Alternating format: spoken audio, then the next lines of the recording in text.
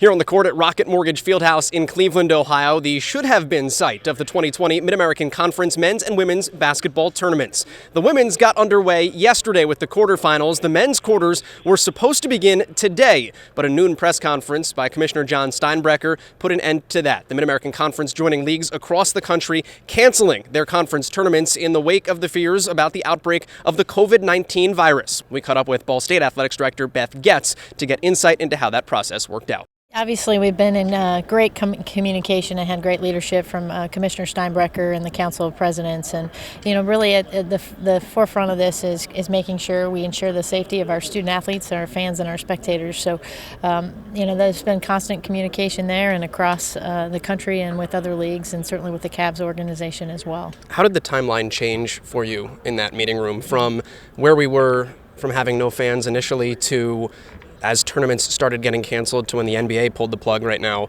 Each of those dominoes affected you guys how? Well, again, we haven't had so many conversations really in my lifetime that had timestamps on them. So we talk a lot about as of this time, this is where things sit, and you evaluate the new information as it comes in. But I think it goes back to making sure you have a really critical process and plan in place about how you manage these situations when they come up, because they're unpredictable, and certainly the pace at which a lot of the information that was coming forward in and around the MAC championship and others across the country has been really quick.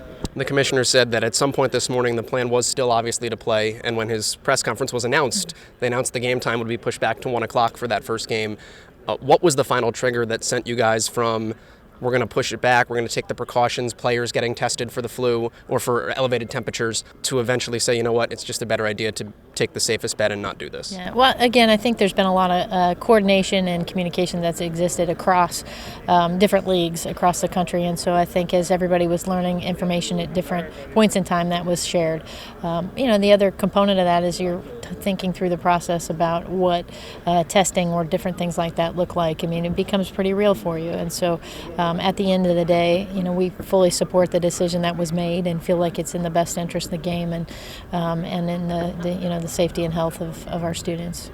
One of the most unique things you've had to deal with as an athletics administrator? And no doubt it's going to make the list. But we just encourage everybody to continue to be cautious about the information they're learning and taking personal steps in and around hygiene, so that we can help everybody get through this over the next coming weeks and months. A lot of the initial reaction, I think, from the general public to a lot of these movements has been, well, this is an overreaction. Why is this not an overreaction? Why is this the way that things should be right now? Well, I think when you're making decisions that align with your values, you're okay if that's the way it falls out at the end of the day. I think we're going to all live with that just fine.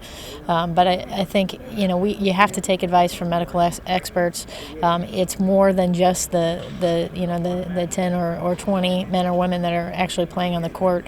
Everybody's situation is different, and we all play a role in making sure that our society is in a place that's comfortable, that our health system can manage those that do become infected with this virus and any other health concerns. So, we talk to our student athletes about this all the time. We are one component of a bigger picture, and disappointed that this is a lesson that they had to be a part of today.